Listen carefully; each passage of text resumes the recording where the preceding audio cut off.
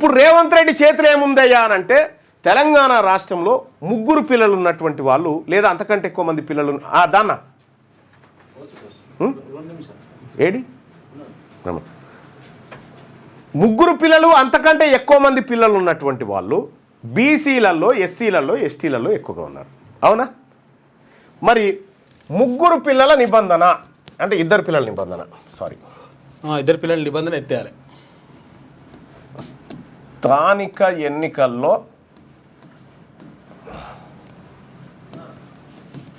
పోటీ చేయడానికి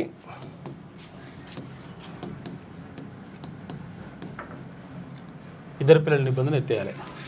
2 పిల్లలు మాత్రమే ఉండాలి. అంతకంటే ఎక్కువ ఇప్పుడు అవకాశం లేదు. ఉండాలి. 2 పిల్లలు మాత్రమే ఉండాలనేటువంటి నిబంధన ఉంది.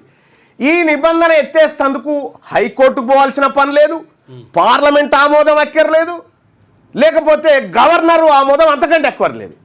సింపుల్గా ప్రభుత్వం ఒక జీవో తీసుకొచ్చి ఇప్పుడు తెచ్చినటువంటి జీవో అసలు తీసుకొచ్చి తెలంగాణ రాష్ట్రంలో స్థానిక సంస్థల ఎన్నికల్లో రూరల్ ఏరియాల్లో పోటీ చేసేటువంటి ఎంపీటీసీ జెడ్పీటీసీ సర్పంచులకు 2 పిల్లల నిబంధన గతంలో పెట్టుకున్నాం. ఆ 2 పిల్లల నిబంధనను ఎత్తేస్తున్నామంటే ఇప్పుడు 50% పోటీ చేసేటువంటి బీసీలు 60% మంది పోటీ చేస్తారు. అప్పుడు అంటే ఒక 10% మంది పెరుగుతారు.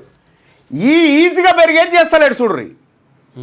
ఈయన చేతులున్న పని చేయకుండా చేతుల లేనిది మనల్ని కోర్టు కాడ ఇరికిచ్చి ఈడబ్ల్యూఎస్ రిజర్వేషన్ పేరు మీద గ్రూప్ 1 ఉద్యోగాలను 172 ఉద్యోగాలను అప్పనంగా వాళ్ళ కులాలకు గట్టబెట్టిండు.